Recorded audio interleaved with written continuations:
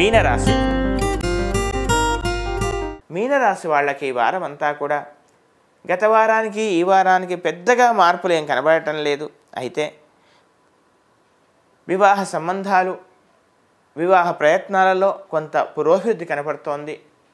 ఇక నూతన విద్యలకై చేసేటువంటి ప్రయత్నం, ప్రతిష్టాత్మకమైనటువంటి కొన్ని పోటీ పరీక్షల కోసం చేసేటువంటి ప్రయత్నం, ఆ పోటీ పరీక్షల్లో ఉత్తీర్ణత, ఇవన్నీ కూడా కనపడుతున్నాయి.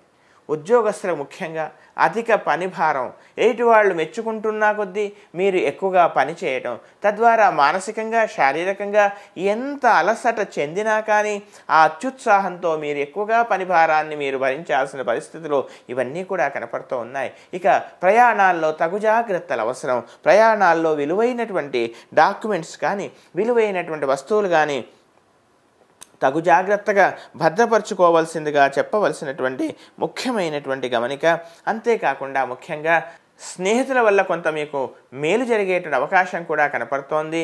ఎప్పుడో విడిపోయినటువంటి స్నేహితులు మళ్ళీ మీకు కలవటం, తద్వారా వాళ్ళేదో వ్యాపారం చేయడం, అందులో మీకు కాస్త అవకాశం ఇవ్వడమో, లేదా ఏదైనా ఉద్యోగ ప్రయత్నాల్లో మీకు మేలు జరగడమో, ఇవన్నీ కూడా కనపడుతూ ఉన్నాయి. అంతేకాకుండా కొన్ని పనులు, ముఖ్యంగా వ్యాపార భాగస్వాముల మధ్య ఏర్పడినటువంటి చిన్న చిన్న సమస్యలని మీరు తెలివిగా చక్కగా ఒక రకమైనటువంటి తెలివితేటల్లో చాకచక్యంగా వాటిని పరిష్కరించుకునేటువంటి దిశగా ముందుకు వెళ్తారు. తమ యొక్క సంతానం యొక్క పురోభివృద్ధి చక్కగా అనుకూలంగా ఉంటుంది, అభివృద్ధిలోకి వస్తారు. ఇక విద్యార్థులకు కూడా అనుకూలంగా ఉంది.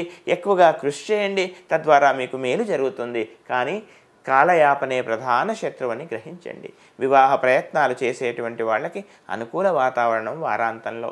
ఇంకా ఉత్తమమైనటువంటి ఫలితాల కొరకు ప్రతిరోజు కూడా ఆదిత్య హృదయ స్తోత్రాన్ని ప్రతినిత్యం చక్కగా పారాయణం చేయండి.